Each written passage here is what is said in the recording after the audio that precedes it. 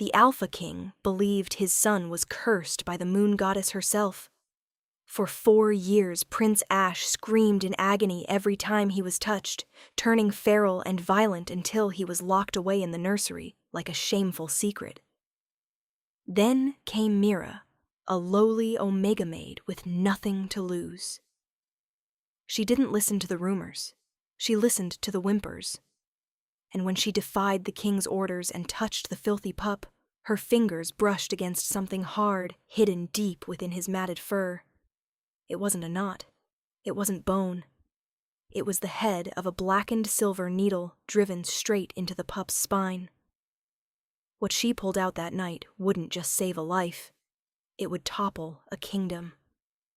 The iron gates of the Thornridge Pack estate loomed like the jaws of a beast. For Meera, an Omega with fraying clothes and an empty stomach, fear was a luxury she couldn't afford. She needed this job. The wind howled through the pine trees as she approached the servants' entrance. She had heard the rumors. Everyone had. Alpha King Theron Blackthorn was a tyrant on the battlefield, a cold ruler who had conquered 3 neighboring territories in 2 years. But his home life? That was whispered about in dark corners. His mate had died in childbirth. His son, the heir, was said to be broken. A runt. A curse. Meera was met at the door by Mrs. Graves, the head housekeeper, a woman with eyes like flint and a mouth that looked like it had never tasted sugar. "You're the new one?" Mrs. Graves asked, looking down her nose. 5 maids have quit in the last month. The boy is difficult. If he bites you, you do not strike back. If he screams, you ignore it. Understood? "I understand," Meera whispered. "Good. The current Luna-elect, Lady Isolde, demands absolute silence in the West Wing. If you wake her, you'll be thrown to the rogues." Meera was led through labyrinthine stone corridors. The castle was beautiful, filled with tapestries and gold sconces, but the air felt heavy. It smelled of stagnation, of sadness. When they reached the nursery door, Mrs. Graves unlocked it with a heavy brass key. "Clean the mess, change his bedding, leave the food. Do not touch him unless necessary." The door creaked open, and the smell hit Meera first. It wasn't just dirt. It was the scent of infection, old fear, and something metallic. The room was large, but dim, curtains drawn tight. In the corner, huddled in a nest of shredded blankets, was a small, trembling ball of fur. Prince Ash, the Alpha heir. He was in his wolf form, unusual for a child of 5 to maintain constantly, but trauma often forced shifts. He looked nothing like a prince. His gray fur was matted with dirt and food. His ribs showed through his coat. As Meera took a step forward, the pup let out a low, guttural growl. It wasn't the growl of a predator. It was the sound of a wounded animal backed into a corner. "Shh," Meera soothed, softening her scent. "I'm not going to hurt you." "Little one!" Ash snapped his jaws, eyes wide and milky with panic. He scrambled backward, hitting the wall with a thud. He let out a yelp of pain that sounded far too sharp for a simple bump.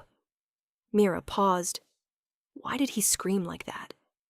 She set about her work quietly, hoping to gain his trust. She scrubbed the floors, changed the untouched trays of cold meat. All the while, she watched him. He didn't move like a normal pup. He held his head stiffly to the right. Every time he shifted his weight, a tremor ran through his back legs. It was heartbreaking.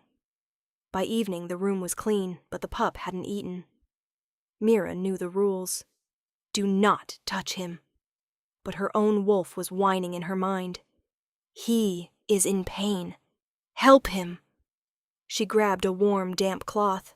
Slowly, she approached the nest. "I know you're hurting," she whispered, sitting on her heels. "But you can't sleep in this dirt, Ash. It will make you sick." The pup watched her. He bared his teeth, but he didn't retreat. He was too exhausted. Meera moved inches at a time. When she finally reached out and placed a hand on his paw, he froze. He waited for the blow. When none came, He let out a shuddering breath. "That's a good boy," she cooed. She began to wipe the grime from his face. He leaned into the warmth of the cloth. For the first time, Meera saw him clearly. He had his father's golden eyes, but they were dull with misery. She moved the cloth down his neck, cleaning the matted fur behind his ears. As she moved to his shoulders, her fingers brushed against something hard. Ash shrieked. It was a sound that curdled Meera's blood. He tried to bite her hand, his little jaws clamping down on her wrist. Meera gasped, but she didn't pull away. She didn't strike him. She endured the bite, sensing his aggression was a defense mechanism. "Let go, sweet boy," she whispered through the pain. Ash released her, panting, eyes terrified. Meera looked at her wrist, bleeding, but she ignored it. She looked back at the spot on his neck. The fur was matted into a hard clump, but underneath, the skin felt hot. Feverish. She needed to see. "I'm sorry," she murmured. "I have to look." She pinned the struggling pup gently and used her other hand to part the thick gray fur at the base of his skull, right between the shoulder blades. What she saw made bile rise in her throat. The skin was angry red, festering with yellow pus. But in the center of the wound, almost invisible against his gray coat, was a small black dot. It wasn't a tick. It was metal. Meera's breath hitched. It looked like the head of a pin. Without thinking, acting on pure instinct, she grabbed tweezers from the medical tray. "Hold still," she prayed. She gripped the tiny black metal head and pulled. Ash howled, a sound of pure agony that echoed off the stone walls. The object slid out. It kept coming. It wasn't a tick. It was a needle. A long, thin silver needle, at least 4 inches long, coated in a black tar-like substance. Meera dropped the needle onto the metal tray with a clang. It hissed as it touched the surface, the black substance bubbling. Wolf's bane and silver, buried in his spine. Meera stared at the pup in horror. This wasn't neglect. This wasn't illness. Someone had deliberately driven a poisoned needle into the alpha heir's nervous system to keep him in constant, crippling pain, making him appear weak and insane. "Who did this to you?" she whispered, tears springing to her eyes. Suddenly, the heavy oak doors of the nursery slammed open. Meera spun around, shielding the whimpering pup with her body. Standing in the doorway was a tall, stunningly beautiful woman with platinum blonde hair and ice-blue eyes. Lady Isolde. Behind her stood the Alpha King himself, Theron Blackthorn. His presence sucked the air out of the room. He was massive, radiating power and fury. "What is the meaning of this?" Isolde shrieked, pointing at Meera. "Why is the prince screaming?" "She's hurting him, Theron. Look, she's abusing him just like the others." Meera's heart stopped. She looked at the bloody tweezers in her hand, then at the sobbing pup. "No," Meera gasped. "No, my king. Please, look." "Silence," Theron roared, his voice shaking the floorboards. His eyes flashed gold. "Get away from my son before I rip your throat out." The room vibrated with the force of the Alpha's aura. It pressed Meera's knees into the hard stone floor. Instinct screamed at her to bare her neck, to submit, to beg for mercy. But the image of that black needle kept her head raised. "My king, please," Meera's voice trembled. "It's not what it looks like. He's bleeding because I pulled it out." "Pulled what out?" Isolde marched forward, her heels clicking sharply. She shoved Meera aside. "Look at what she's done, Theron. She's bitten him." Isolde pointed to the fresh puncture wound where the needle had been. "I didn't bite him," Meera cried. "I pulled it out. Look at the tray." Theron was already beside his son. His large hands hovered over the trembling pup, unsure where to touch without causing pain. Ash was whimpering, pressing his nose into the mattress, exhausted. "The tray." Theron's voice was low, dangerous. He turned his golden gaze toward the metal stand. Isolde moved quickly, too quickly. As she rushed to comfort the prince, her silk sleeve swept over the metal tray, knocking it to the floor with a loud clatter.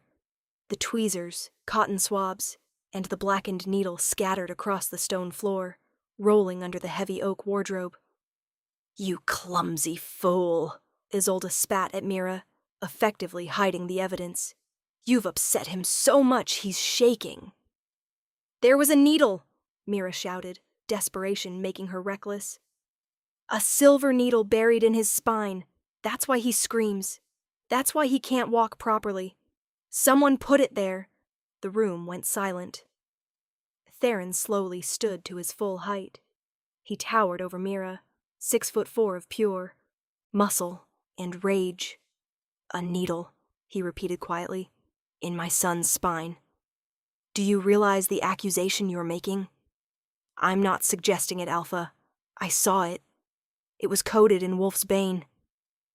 Meera pointed a shaking finger toward the wardrobe. "It rolled under there. Please check." Theron's eyes narrowed. He looked at Isolde. The beautiful blonde woman let out a delicate, horrified gasp.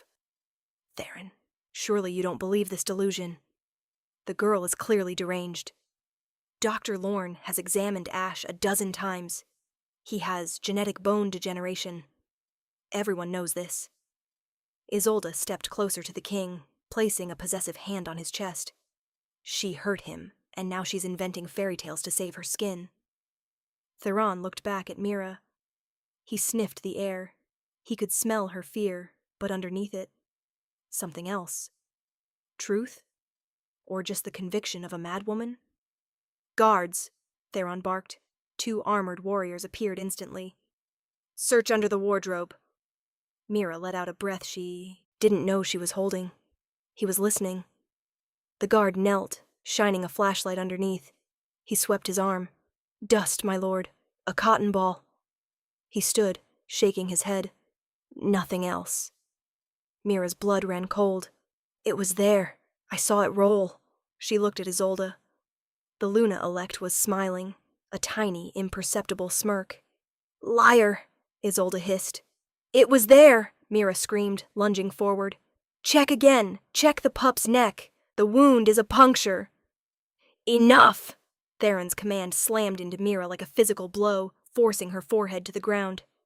"Dr. Lorne will examine the prince immediately. As for you," he looked at Meera with cold disdain. But as he looked, his wolf stirred. Why did this girl's scent, vanilla and rain, calm him even as he tried to be angry? He shook the feeling off. "Take her to the dungeon," Theron ordered, turning his back. "If Dr. Lorne confirms abuse, she will be executed at dawn." "Theron, wait!" Meera pleaded as guards grabbed her. "Arms." "Look at his eyes, Ash's eyes. They aren't milky anymore. The poison is gone." It was true. For a brief second, as the guards dragged Meera backward, Ash lifted his head. The cloudy haze of constant pain was lifting. His golden eyes met Meera's. There was recognition there. Gratitude. But Theron didn't see it. He was already listening to Isolde whisper poison into his ear. As the heavy dungeon doors slammed shut behind Meera, plunging her into darkness, she realized the terrifying truth. Isolde wasn't just the king's fiancée. She was the one holding the hammer.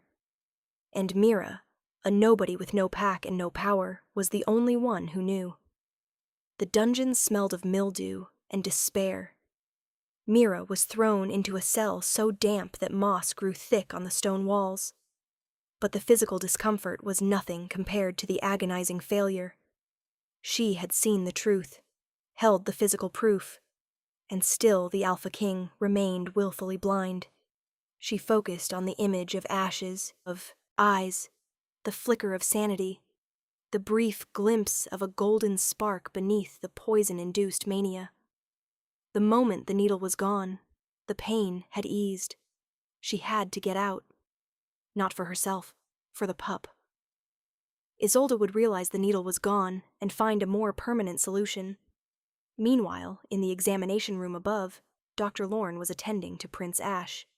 Alpha King Theron watched with rigid impatience, his massive hands clenched into fists. Lady Isolde stood beside him, her expression a perfect mask of maternal concern. "What is it, Doctor?" Theron demanded, his voice tight. Dr. Lorne nervously examined the pup. Ash was restless but significantly quieter than usual. He didn't snarl. He didn't bite. "My king," Dr. Lorne began, stammering. "The prince is certainly traumatized, and I've found a puncture wound, fresh, at the base of the neck." Theron inhaled sharply. He looked at Isolde. She met his gaze, her blue eyes wide and innocent. "A bite, then?" Theron asked. "No, my king. A bite would show teeth marks. This is perfectly round, like a thin, sharp spike penetrated the skin." Dr. Lorne paused, sweat beading on his forehead. "I see no foreign object present now, but the skin shows signs of residual poisoning, specifically exposure to wolf's bane." The air dropped 10 degrees. Theron felt rage building in his chest. Wolf's bane was used to kill wolves, not treat heirs. "She was telling the truth," he whispered. He whirled on the doctor. "And you never detected this poisoning before? You told me it was congenital bone degeneration." "My king, I swear. The symptoms were confusing. The muscle spasms, the rigidity. It mimicked a rare genetic condition when combined with low birth weight." "Did you x-ray him yesterday?" Isolde interjected smoothly, her voice soothing. "Of course not, Theron. The maid stabbed him today. She used a poison needle, and then tried to blame us." Isolde stepped closer, placing a hand on Theron's chest. "She's an assassin, not a healer."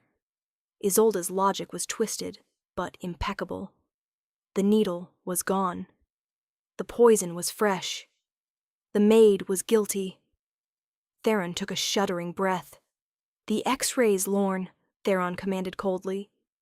"Did you ever detect silver or metal in the prince's body in the past 4 years?" Dr. Lorne went pale. "No, my king. Never." Theron nodded, closing his eyes. If the needle had been there for years, the old X-rays would have shown it. Therefore, the maid must have brought it. "The execution proceeds at dawn," Theron decreed. As Theron strode out, determined to interrogate Meera personally, Isolde watched him go, her mask slipping into a predatory smile. She walked over to Dr. Lorne, who was still shaking. "Doctor," she purred, her voice dangerously sweet. "Fetch me the X-rays from last year." Lorne gulped. "Yes, Lady Isolde." "And if any of those sheets show even the tiniest speck of silver near the prince's spine, I will ensure the Alpha King blames you for the poisoning." Lorne, knowing Isolde's power, nearly fainted. He scrambled to retrieve the files while Isolde stood over Ash, stroking his feverish brow. "Foolish pup," she muttered. "You should have died in silence." Back in the dungeon, Meera pressed her ear against the stone, listening to muffled sounds above. She felt the Alpha King's rage, but also the heavy blanket of deception. She didn't have much time. Her eyes fell on the tiny cracks in the mortar between stones. She was an Omega, weaker than most. But her lineage had one rare advantage: Packbinder heritage. Omegas with this bloodline were intrinsically linked to the pack structure. They could sense when the Alpha's bloodline was in physical danger. It gave her slightly enhanced strength when the air was threatened. She thought of Ash, and fierce protectiveness ignited in her chest. She placed her hands on the mortar, gritting her teeth. "For the pup!" she pushed. The stone wall was inches thick. It should have been impossible. But with Packbinder fury coursing through her, the weak mortar began to crumble like dried clay. She felt a sickening pop in her shoulder as she wrenched the stones free, creating a handhold. She continued until she had a hole just large enough to squeeze through. She pulled herself out and emerged into the cold storage cellar. She was free, but hunted, with only hours until dawn. She moved with silent grace, following the scent of cold metal and ancient wood toward Dr. Lorne's office. When she reached the study, the door was ajar. A single oil lamp burned inside. Meera slipped through. The room was empty. The desk was covered in medical files. On the table, spread for review, were 3 large X-ray sheets. Isolde's scent, expensive perfume and faint metallic bitterness, was thick in the air. She had just left. Meera focused on the X-rays, labeled Prince Ash Blackthorn, age 4. The first 2 were clean, but the third, a close-up of the upper spine, made Meera gasp. It was faint, but undeniable. A long, straight silver shadow running beneath the skin of the vertebrae, exactly where she'd pulled the needle out. Dr. Lorne lied. The needle had been there the whole time. Isolde had blackmailed the doctor into covering it up. Meera quickly rolled up the X-ray, tucking it inside her tunic. She had the proof, but she needed to find the needle itself to truly defeat the Luna-elect. She knew where Isolde was headed, back to the king's rooms to plant seeds of doubt. Meera had to confront them now, before the execution orders were finalized.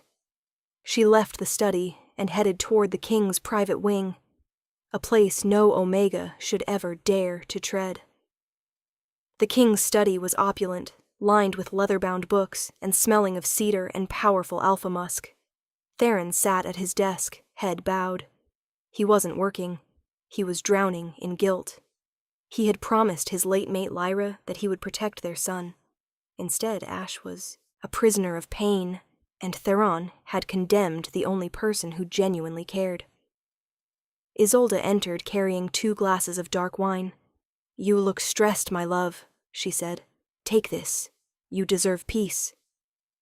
Theron took the glass, inhaling the rich aroma. "I hate condemning people, Isolde." "She was an assassin," Isolde said firmly.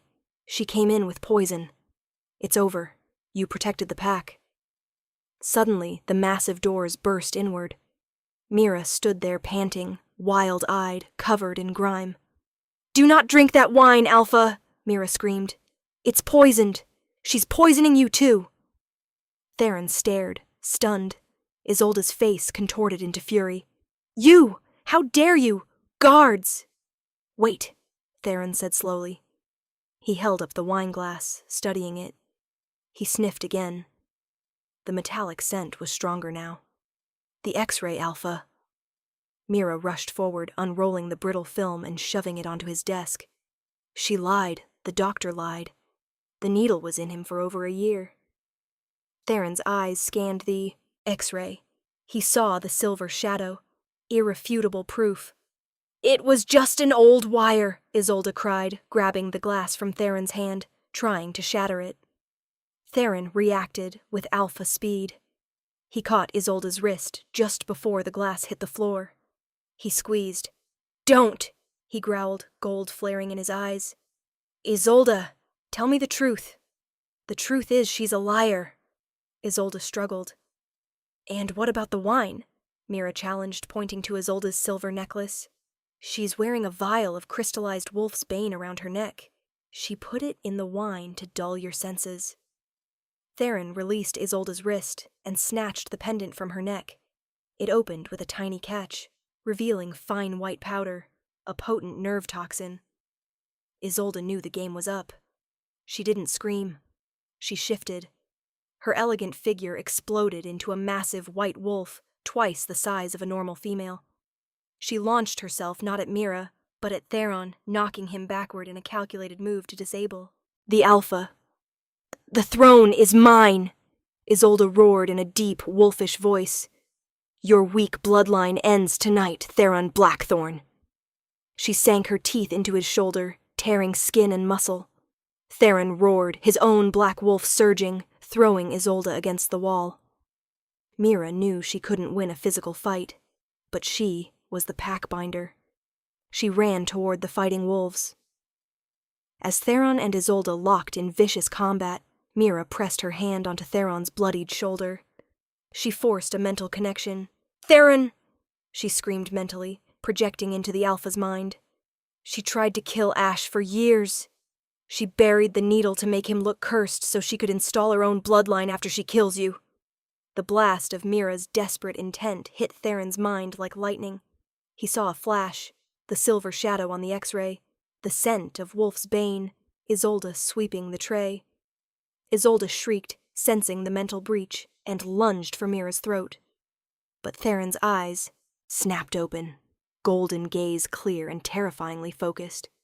He had seen the truth. With a primal, earth-shaking snarl, he seized Isolde's white throat in his jaws. The sound of cracking bone echoed through the silent castle. The fight was over. The dawn that was supposed to bring Meera's execution instead witnessed Isolde's public denouncement. Her body, shifted back to human form, was displayed in the courtyard, a chilling testament to the Alpha King's justified fury. "For 4 years," Theron proclaimed, his voice thick with shame and regret, "I was deceived. Isolde of the Frostfang pack sought to destroy my son by implanting a poisoned needle in his spine, making him appear cursed and weak so I would dismiss him as heir and marry her. Dr. Lorne, brought forward in chains, confessed under the Alpha's gaze, falsified X-rays, blackmail. He was stripped of rank and exiled. Meera, washed and given fresh clothes, stood beside the throne. She was no longer a maid. It was Meera, a woman of courage and truth, who defied my orders and saved my son's life," Theron continued, his golden eyes settling on her. "I owe her a debt I cannot repay. The pack elders demanded justice. She must be elevated, my king. Justice will be served," Theron said. "Meera is hereby declared royal guardian of Prince Ash. She will live in the royal wing, have full pack protection, and oversee the prince's recovery." In the days that followed, Meera supervised Ash's healing. A true pack doctor oversaw his detox and therapy. Ash, no longer in agony, began shifting back to human form. He was a small, quiet boy with Theron's golden eyes, now filled with curiosity instead of fear. He clung to Meera, unable to bear separation. Theron, meanwhile, was a broken man trying to rebuild. He often came to the nursery to watch his son sleep peacefully. One evening, Meera found him there, standing in the doorway. "He sleeps through the night now," Meera said softly. "Theron, he corrected. Not my king here. Just a father who was a fool." "You were deceived," she said. "It's easy to trust the person who shares your bed." Theron flinched. "I'm haunted by the fact I almost had you executed for telling the truth." He turned to face her, his gaze intense. "Why didn't you run when you escaped? You had the evidence. You could have saved yourself from afar." "Because he's an Alpha heir, and I'm a Packbinder Omega," Meera explained simply. "My lineage senses the Alpha bloodline's danger. He was in danger, and you were compromised. I couldn't leave." Theron stared at her, absorbing this. A Packbinder, a wolf born with intrinsic loyalty to the ruling blood. Ancient, respected, nearly extinct. He looked at her. Truly looked at the woman he'd misjudged. Meera wasn't stunning like Isolde. She was quiet, grounded, possessed a serene strength. Her scent, vanilla and rain, was the only thing that brought peace to his chaotic life, and now his son thrived under her care. "Meera," he began, stepping closer, "I need to ask something vital. Something I should have checked 4 years ago." His voice dropped to a whisper. "I need to know the truth about Ash's mother." Meera's heart pounded. "Luna Lyra died in childbirth, didn't she?" "That's what I was told," Theron admitted. "But after Isolde's plot, I trust nothing. Lyra kept a private journal detailing concerns about Isolde's presence before Ash was born." He pointed to a secret latch behind a bookshelf. "It's hidden there. I can't read it. Every time I touch the lock, guilt overwhelms me. But I can," Meera realized. "You need the eyes of a protector to find the truth." She walked to the bookshelf, found the latch, and pulled out a small leather-bound journal. "Read it," Theron commanded, voice heavy. "Tell me the truth about my son's lineage." Meera opened the final entries. She began to read, her eyes widening with every paragraph. When she finished, her hand shook as she closed the journal. "Theron," she said, voice strained. "The truth is not what you think. It's worse. And yet, it's the salvation of the pack." Theron braced himself. "Tell me." Luna Lyra didn't die in childbirth. She died shortly after, poisoned by Isolde, who was acting on orders from her own pack's alpha to destabilize Thornridge. Theron roared, the sound vibrating the windows. "Wait, there's more," Meera insisted. The official story covered a deeper secret. Lyra's journal says Prince Ash is not her biological son. Theron froze. "What are you saying?" Meera took a deep breath. Lyra knew she couldn't conceive a pure-blooded alpha heir. Her lineage was mixed beta. She feared the elders would force you to take a second mate, potentially Isolde.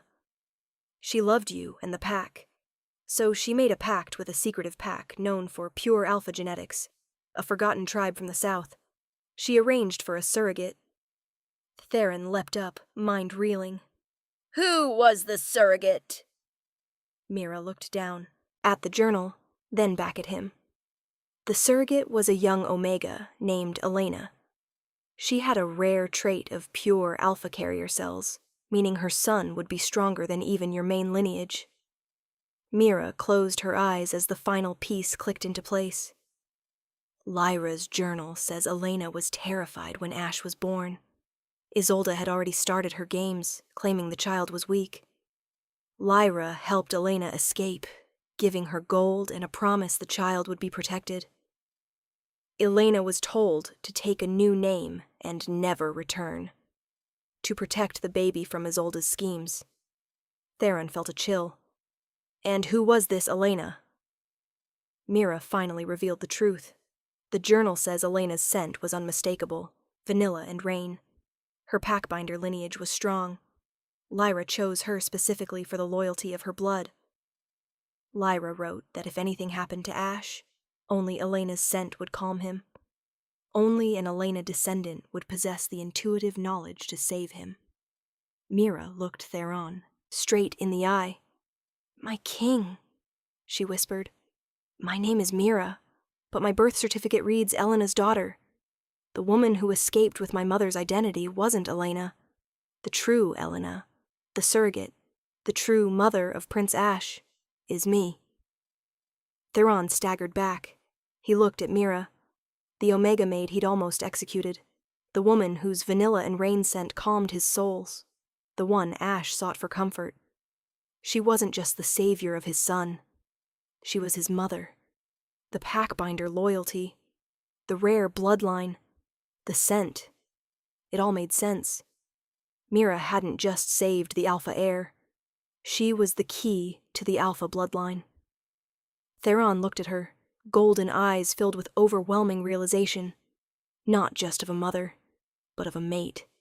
His wolf was howling. The deep recognition. The scent that brought peace. The instant devotion. It wasn't just gratitude.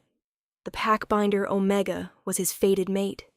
Lyra had known, had chosen a perfect mother, had orchestrated the destiny of Thornridge Pack from beyond the grave.